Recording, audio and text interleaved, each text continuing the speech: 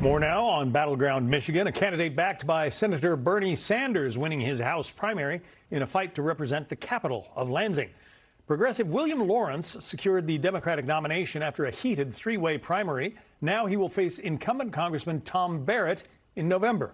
Congressman Barrett joins me now for his first national interview since his primary win on Tuesday. I guess we should say congratulations, Congressman, for that win. What separates you from candidate Lawrence? Well, first, thank you so much for having me on. I really do appreciate the opportunity. And to your question about what separates us, I would almost say the better question is what doesn't separate us. My opponent, tragically, was a proud and card-carrying member of the Democratic Socialists of America as recently as last month. And he didn't leave over any policy objective or opposition. He left simply because he's concerned about electability going into the November election. Obviously, that's something that is not tolerable to the whole host of majority of people of my district.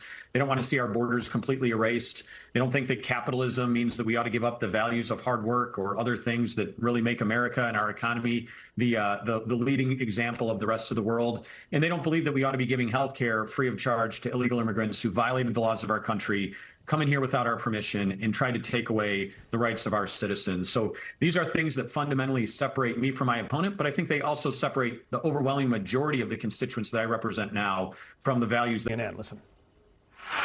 I let my membership lapse because I just want to make very clear that I'm here to represent the people of this district and focus on the issues that are bringing people together, the cost of health care and gasoline and groceries, and the fact that we have criminals, frankly, in government who are getting rich on the public expense, and there's no accountability.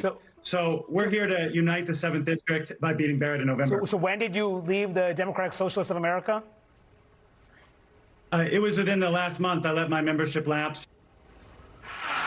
So he let his membership lapse, but he doesn't renounce the DSA and its policies. There had to be a reason he was a member until last month. Absolutely. He was a member because he fully endorses and embraces all of their policy objectives. And when he was asked about any policy position he would disavow, he couldn't list a single one. And again, he didn't renounce his membership. He simply let it lapse in a very passive way because he was concerned about how he would be held to account now in the general election. When the page turns from the primary electorate over to the general election, the circumstances change, and definitely the issue set is far different than what he was campaigning on in his primary.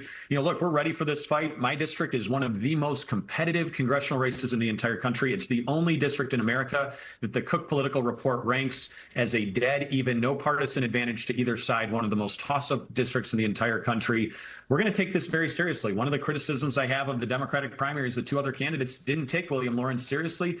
Contrasting the 22 years I spent in the United States Army with the lifelong progressive socialist activism that my opponent has done. He's a founding member of the Green New Deal Alliance of Michigan, trying to displace and lay off auto workers across my district who build the conventional vehicles that so many of us rely on to get to school, to work, and to other places we're going with our families. He would ban gasoline engines, grant amnesty to every single illegal immigrant in our country, and have them take Medicare benefits away from our seniors and give them to illegal immigrants that have violated our laws. We can't allow that to happen. Michigan is obviously the focus of a lot of political attention right now because of Abdul El-Sayed's narrow win in the Democratic primary for Senate. Now, he says Republicans are sort of sitting on their hands in your state right now. Listen to this.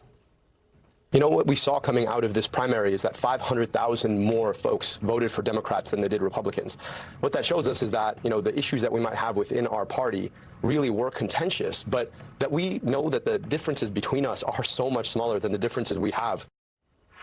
Do you think there's an enthusiasm gap between Democrats and Republicans here?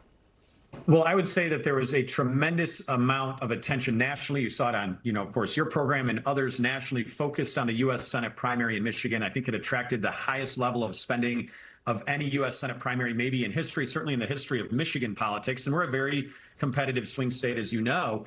So I wouldn't read too much into that because of the intensity around that Democratic educate them as to the seriousness of this race, certainly in my district, the race that I'm running in, as well as statewide in our statewide elections, and just the direction that these radical socialist candidates would take our country. And they're not disavowing their socialist tendencies. They are embracing them and trying to run in spite of those positions. We have to hold them accountable to that. That's a mission that I have in my race, but certainly Mike Rogers has for the U.S. Senate and our candidates across the board in other places in the country, but most pronounced right here in Michigan.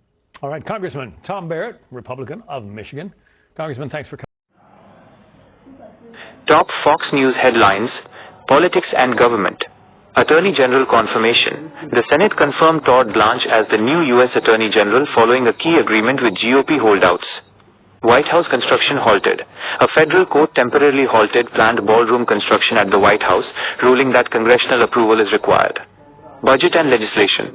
Senate leaders moved forward with efforts to avert a potential fall government shutdown while key legislative efforts remain under debate. World news and foreign policy. Iran negotiations.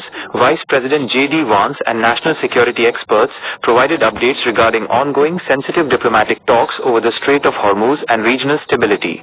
Russian sanctions. The Senate passed a sweeping new sanctions bill targeting Russia as Ukraine-related defense efforts continue. U.S. and national news. Biden family health. Hunter Biden revealed in recent comments that former President Joe Biden's prostate cancer has metastasized. UAP footage release. The Pentagon released official files and video footage documenting unidentified aerial phenomena, UAPs, observed over the Middle East.